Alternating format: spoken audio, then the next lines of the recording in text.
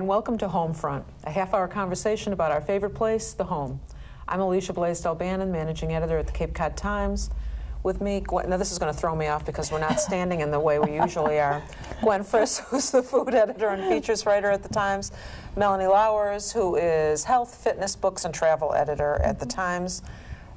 We are at the time of year when everyone is thinking about not just keeping themselves warm and happy and well-fed, but about doing the same for some of the woodland creatures that so many folks have moved here to the Cape specifically to enjoy.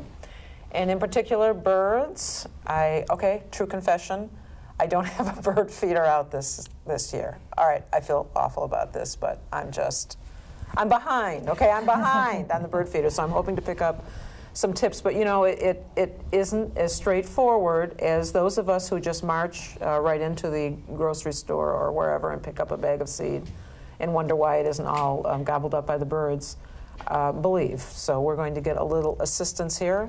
Melanie, you want to introduce our guest? Thank you. This conversation started this week because I was saying that I had gotten out. I do have bird feeders in my yard and have been feeding birds for probably at least 20 years. Here on the Cape, apparently not really well lately because I had gotten out thistle seed that I had stored in my shed, and I filled the feeder and no one came. And it took me about 10 days to 2 weeks, kind of slow on the uptake there, to realize that there was virtually a foreboding sign on my bird feeder. I mean, people were veering out to sea to avoid my bird feeder. So I said, you know, I think people, you go out there and you look at a lot of different seeds and things, and really, what can you buy? And so we asked Christine Pearson, who lives in West Yarmouth and works at Wild Birds Unlimited in South Yarmouth, I was right about that, to come and talk to us today about different kinds of seeds, what's appropriate on Cape Cod, what kind of birds you'll attract, and really the nature of the seed itself, issues of freshness, issues of type, blends, that kind of thing. So tell us what you can about feeding these lovely creatures. Okay, well, you were talking about the thistle seed in particular, which is the major culprit for people with the age of the seed. Thistle seed is all grown outside of our country. It's all grown in India and Ethiopia. And they ship it in, and when it comes into the country, they have to cook it, sterilize it, so that there's no noxious weeds or anything. I know, I had no idea. Yeah, no idea. Yeah. Well, that puts a 90-day shelf life on the seed. So if you buy large quantities of it, chances are that it's going to spoil before it gets eaten. So you want to buy small quantities, use it up quickly. When you see big bags of it on sale very inexpensively, chances are it's probably old. It should be nice and shiny. It shouldn't smell burnt or old. If the best tip is if the birds aren't eating it, you probably got some old seed. Yeah. And the 90 days doesn't start from when you put it in the feeder. It starts from when it's cooked. So that's why, you know, like I say, if it's discounted, it's probably not a good idea. Thistle seed is probably one of the more expensive of all the seeds. And the other issue with thistle is if you feed her, thistle, as everybody knows, gets really wet in the rain, and it's hard to keep clean. They make new feeders now with what they call a quick release bottom for easy cleaning. Wow. I know, isn't that great? Real proud. Really. I've been digging down in feeders for years with long sticks. Those are really nice. The nice thing about thistle, too, is squirrels don't usually bother it. They also make this now, too. This is not a squirrel guard. This is just to keep your thistle nice and dry. So in combination the thistle umbrella. Yeah, thistle umbrella. Combination of keeping the thistle dry and the easy clean and buying it in small quantities and always keeping it nice and fresh, they should be going through it really, really quickly. And how much does the thistle generally run? Well, you know, in the past it's tried to keep it at about 99 cents a pound, but currently with what's going on in the seed market, thistle is going at about $1.39 a pound and climbing every day. So there's some places that are up to $2 a pound. Wow. I know I used to pay, I think I used to pay 79 cents a pound if I brought my own container. And it was 89 cents a pound otherwise. And that was a stable figure. Yeah. That was a stable number for probably at least 10 years. And tell us what kinds of birds are attracted to thistle in particular. Well, for the real primarily there's novices. about 4 that are really big on the thistle, and that obviously is the American goldfinch. The male being the one that's in the yellow, and that's breeding plumage. So they're only in that color during the summer. They do not migrate. A lot of people think they're migratory because in the winter the male changes color. He looks like the female. He's still out there. They still eat the thistle in the winter, but they're just not yellow. The European house sparrow also eats it. The house finch and the chickadees.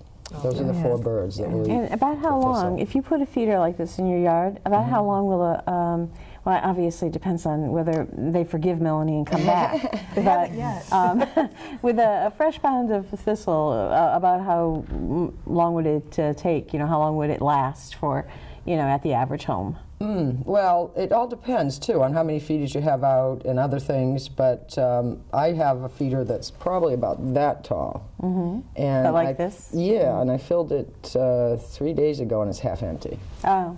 So I would figure on something like this, or maybe a little bit higher, of filling it once a week to the top, and then might have a day or so in which is not much left in it. But they know that you work at the bird store, so they probably are just the product's going to be very good. Yeah, they better eat. But it's, now it's, again, and if it gets wet in there, they're not going to eat it too. So you got to keep them clean and dry, fresh seed, that's important.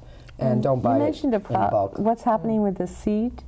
Well, the seed, you know, it's traded on the commodities market, and due to what's going on with ethanol production in the country and also Frito-Lay, if you look on a potato chip bag made by, you know, the Lay's product, you'll see the big sunflower. Oh. They bought the most of the sunflower crop this year.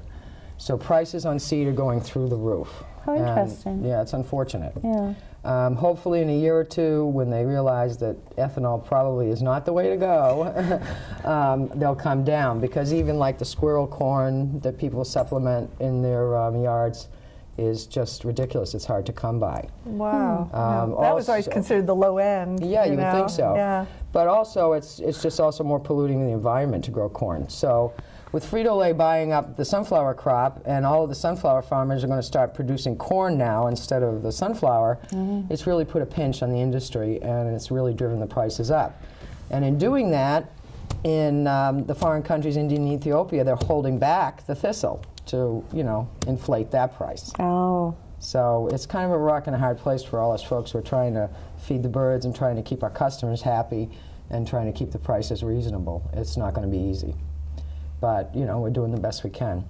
And the sunflower, you know, it's a typical black oil. Years ago, they used to use what they called striped sunflower, okay, which nowadays is more expensive. It's a larger seed, it's harder for the birds to open, and it doesn't have as much fat and oil in it. The black oil didn't exist until years ago when the Russians developed that seed during World War II. And they used it the oil in it to oil the war machinery. Oh. Really? And then we started growing more of it in this country. They grind it up? Yep, grind it up, which is what they're doing to fry the potato chips. So it's obviously very, very oily, okay? And it's got higher fat content, it's better, you know, the birds like it better, it's easier to open. So this has become the seed of choice. We don't sell as much stripe. It's usually to old timers who've been doing it all their life, and they just, you kind of can't change their viewer. I should tell you, I totally know nothing about birds and feeding them, because I have 2 cats, and it seems unfair to fill the bird feeder. If they go outside, then that is unfair. You know, I figured the bird feeder would have to be so high that we need a ladder to fill it. You know, that's true. Otherwise, I'm feeding the cats, and that's sad. But I want to ask you about the striped ones. Those look a little familiar now. When we, you know, get in a health food store, when the humans buy sunflower seeds to eat, is that the same? It's usually the striped. Kind? Yeah, that's what I thought. So they look familiar. Because they're larger. They're not as oily. You're going to get a larger seed product out of it. So that would be more likely what we're eating. But we're probably going to get the salted ones, and those are probably not salted, right? Those are not salted, no. And who is attracted to? Black oil sunflower is the seed of choice of every bird that eats seed. And there are a lot of birds that don't eat seed at all, like your Baltimore Orioles, your hummingbirds, you know, your eastern bluebird. Oh, I didn't know that. Yeah, a lot of really nice birds that you can put fruit and other things out for them. But any bird that eats seed will eat sunflower, so that's the, you know, it's like human beings, we have a tendency to like to complicate things, and it's that old saying about make it simple, stupid. Yeah. Basically, if you can use thistle and sunflower, and you've got it covered, okay? And if you use sunflower partially shelled, you don't even need thistle. Oh. Okay? because the goldfinch likes sunflower, but he doesn't like to take it out of the shell. Wow, how human-like. Yeah, I know. The chickadee, who likes to take it out of the shell, if you have a little in the shell, then, you know, Oh, you're that's pleasing everybody. fascinating. So I still keep out one thistle feeder because it's fun to, you know, see it covered with goldfinch. Yeah, But I have a yeah. bunch of other feeders with what we call 80-20, which is 80% shelled, 20% not. And you get more food for your money, less mess. Everybody who eats seed will eat it. It's fabulous. That's great. We have a big clientele for it. And, you know, everybody just goes crazy for it. Now, can you buy these in quantity? Yeah, those you can buy. Anything but the thistle will store for at least a year if stored properly, which, and properly means a metal can. Okay, don't use plastic. Mice can smell through plastic. They can chew through plastic. Plastic. Okay? I've had that happen. So you want it in a metal can. In the winter, you can pretty much store it anywhere. In the summer, we don't advise you to store it in your house or buy smaller quantities, because once the weather gets hot and humid, every single bag of seed has larva from the grain moth in it. It doesn't matter where you buy it or how much you paid for it, that larva is in there. And when it gets hot and humid, that moth will, you know, hatch. Oh, interesting. And if it gets into your house, it's going to be there Yeah, forever. not good. Okay, so keep it in a garage or a shed somewhere where if you get a moth, you don't And care. any kind of metal, it doesn't have to be non-reactive because it's dry, right? So Yeah, it it's doesn't dry matter and what it's kind not of heated metal up or it is. anything. Yeah. So it's a typical trash can. That's Yeah. what we use at the store to store it in, and that pretty much keeps it safe. Again, you know, you just want to keep it dry and cool. Now you have a couple of other seeds here that we may be Well, we have a having. typical blend. It does have some of the tiny, what we call millet in it. Yeah. A lot of people don't like to use the millet. It's a little tiny seed. It tends to get tossed onto the ground for ground feeders. Yeah. It's not totally useless in small quantities. I don't personally like it because of the tossing on the ground. It can bring some undesirables. You know, it'll bring pigeons. It'll bring mice.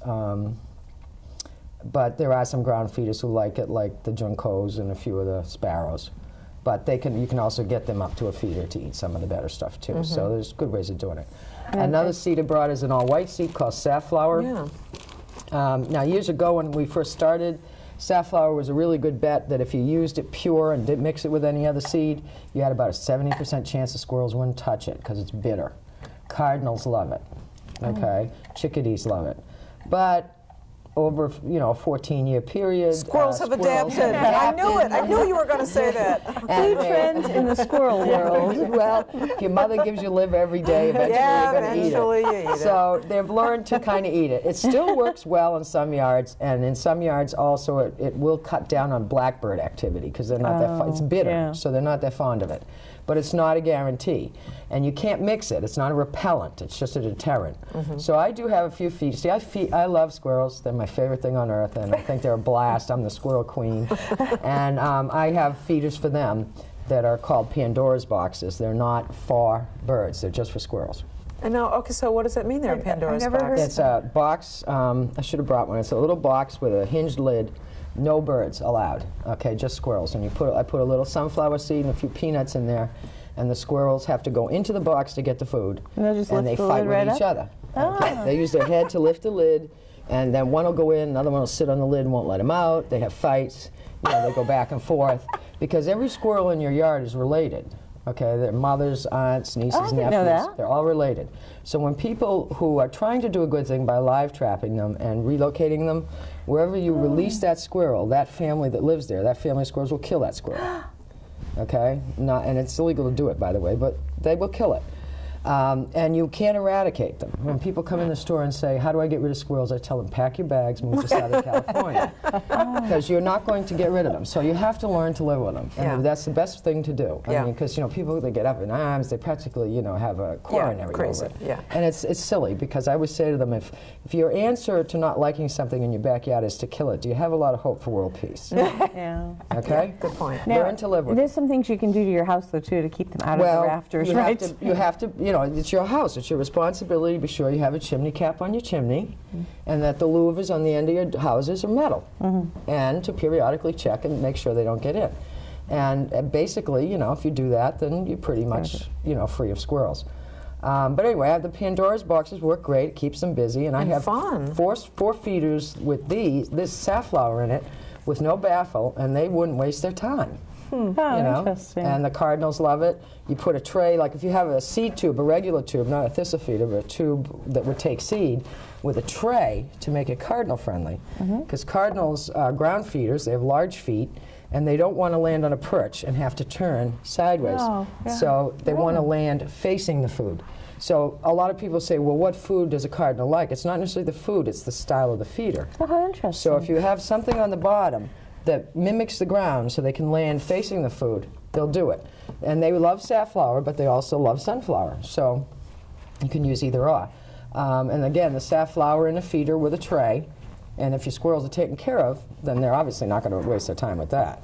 So, you know. As the food editor, I'm go sorry, ahead. very quickly, as the food editor, I have to ask you, is that the same millet seed that we, sometimes cook when we're being really good about our complex grains, or? I don't know, because I've never been really good with my own food. So It's squirrels she I'm the cares cookie about. monster. Nah, buy that one, take it home and see what happens. I don't know. I would imagine. It I looks know- like it. Yeah, It it does. probably It is. probably I mean, is. because most of this stuff is, food that probably is, we eat the sunflower seeds. That's right. Yeah. And I don't think we eat thistle.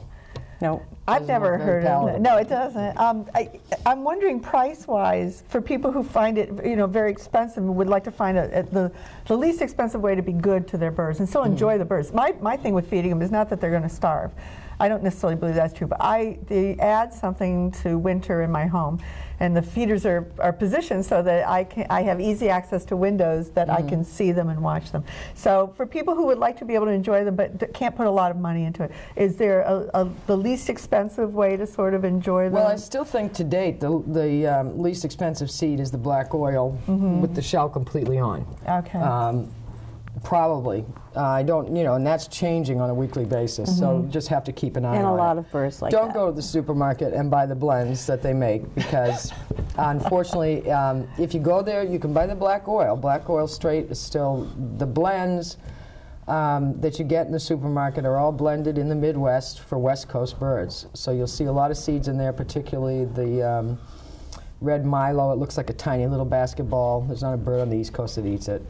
It's just a waste of money. So stick with the black oil. The only bad thing about the black oil is if your feeder is hanging over a grassy area, the shell casing of the seed will just eventually kill the grass underneath it. I've done that. Because it deposits the oil into to the ground, and then the ground won't absorb water, so it'll kill off that grass. So a mulchy area, or bushes or anything is fine. That's not going to be an issue. But that's probably still to date the birds aren't going to die if, like, we have a tendency to think if we feed something, it's now totally dependent on us.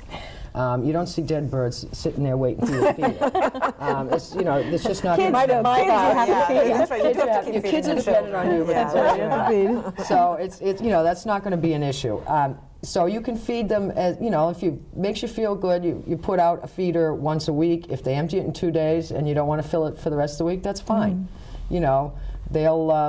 They'll come back when the time Maybe is they'll right. go to Melanie's. Maybe they Melanie can Sharp. take a break. Birds go to Feeding Melanie So Sharp. all the birds, Melanie's will be open again. Yeah, and the other thing you can do is over the years, if you're a gardener, plant bushes that bear berries Oh, yeah. and things like that. You can throw out bread. Bread is really of no nutritional value to them or us, quite frankly. And wheat bread. Not maybe, even the but- multi-grain, I was Yeah, gonna say, well, stuff like that. Water is really the most crucial thing in the winter for most things, and we usually recommend heated bird baths. If you can do that, that is actually more important than food in the winter. Well, we're going to put some of these tips on our website, Yes. www.capecodonline.com/homefront. Thank you very much. Thank you for joining Thank you, us. Christine. It was great. giving I us learned some so info. much. And when we come back, we're going to talk a little bit about feeding the humans. Stay with us. Hi, we're back. We talked in the last segment about feeding the birds during the winter and tending to their needs, and now we thought we would shift a little bit to a focus that's much more appealing to me, which is feeding the humans during the winter, and maybe about a little conversation about some winter spices. So what you got? Okay, well, first, I have to get you guys to be guinea pigs because I was at the grocery store yesterday, or the day before, who knows, but and there were a bunch of new products, and one that caught my eye because you probably know that cloning has been in the news and whether or not we're going to eat cloned animals. So this caught my eye because it's actually not cloned, but it's a hybrid. And yesterday I said to Melanie, when we go on the show, I want you to try the grapple. And thinking about scrapple and, you know, organs and things like that, she said, I don't know, you know. But when she found out she'll eat anything. It was a fruit, she said, okay. So what we have here, if you'd like to try a slice. All right, I'd just like to apologize to Barbara Kingsolver in advance that I'm eating this. That's right. That's It's not grown locally? So This is a grapple? this is a grapple, and this is like a how grape. it looks when you saw. Well, that's exactly what it is. It's looks like an apple. It has the texture of an apple, but it has the taste of a grape. That's what it says right here. And my kids, of course, both being teenagers, immediately said it's a good thing that they didn't decide to make a hybrid out of a cranberry and an apple. You can figure that out if you don't email me. So, it tastes like a grape? Yeah, it does taste like a grape. Now, does it freak out your mind? Because we're sort of conditioned to expect certain things of food. No, it's just kind of sweet. It's sweet. Yeah. It has apple-y. It's Yeah. apple-y too. You know, So- it's like a mild apple. Well, I because I think of grapes as being fairly mild, you know, fruit. You know, not strong flavored. So, but it's very good. Well, I tried it before Refreshing. we started, and my only complaint was that I like the texture of grapes, especially Yeah. frozen. When you're dieting, they're like a real treat. So this would be an occasional thing for me, and kind of a fun apple. And they're like $5 for 4. So Yeah, real occasional. You know, it's pretty occasional. Although fruit was the produce aisle, everything was so expensive that, you know, it was really a tough shopping trip. So. We can shift, though, because although produce may be kind of expensive right now, one of the best things about winter is that we have spices that we tend to associate with winter. And I have to tell you, they're just like when you have your colors done for makeup or clothing. The reds, the russets, the oranges, the golds, those are the colors of the things that are sort of winter spices for us. And first of all, I should say, I wasn't sure myself how to define it, so I spent some time looking up the difference between spices and herbs. And they're both products of the plant that we use to flavor food. It used to be that the herbs were the leafy products and the spices were ground from the seeds. But now people have been a little more interchangeable with them. So you may see some dried herbs that people will be calling spices. It's kind of semantics. It doesn't really matter a lot. So to get started, I wanted to show you a few of these spices. We can just take these grapples out of the Can I way. ask you real quickly where they were grown? I'm not sure. Why don't They're you not do it, grown, sir? they're Do you need your glasses created. to see? No, I'll just move it over on the other side of the room. Why do you ask? It says produce of the USA packed for grapple fruits, Wenatchee, Washington. So it's, and Washington apples. American-grown product. I Well, think that's some good. people, that's And important. product. It's product. Let's Yeah. just. Yeah, produce. So, Okay. anyway, Oh, Dow Laboratory. I brought for you guys some of the red spices, reddish brown spices, and of course cinnamon. You know that everybody knows cinnamon, and nutmeg. And this is 5-spice, Chinese 5-spice. And I'm not sure how familiar people are with it, but this is a combination of the red spices, basically. Oh. And I can pass it around so that you can smell it. And it's easy to use. It's one of those mixes. Oh, it's Just nice. sprinkle that on scallops and put them in hot oil. And you have caramelized scallops very quickly with a nice, it leaves behind a nice cinnamon, nutmeggy flavor when you use 5-spice. Oh, good. So Very nice. that is, by the way, what was used when Maureen Malloy made her shrimp puffs. Her at the puffs Bake was the 5-spice. Yeah. Yes, she used that. Oh, that's right. I remember that. Yeah. You'll find a lot of spices that have already been mixed for you. This is a Cajun dust, which sounds like it should be illegal, but it's not. And the difference here with the Cajun dust is you'll find that it's a little bit coarser. You can see here that it's a little bit coarser than your plain cinnamon or your plain nutmeg. Yeah. So, and forgive the paper plates, but the white showed off the colors best. Yeah. So this is a Rasta rub. Now, Melanie, move away. She tends to sneeze, and this one is very strong. You will really feel that. So this goes on meats or chicken, and even turkey. When If you I put it plan, on. I can do Okay. Just pretend. Well, it's okay if you sneeze. We'll be out of roster up. But Oh, that's nice. yeah. it's very I like nice. that. This is, I think, Nantucket offshore seasonings. So you'll find these around. This is a local product that you can find in fish marts and the grocery store and that sort of thing. One other thing I wanted to mention about spices is that sometimes you will end up with a big, big jar of something that you got and you really feel like, oh, I couldn't let go of that, which is what happened with this. This spice is too old. It should be thrown out. And because I have a nice new cinnamon, you know, I could throw it out, but I can't because I'm just too Yankee. And it still has a nice smell.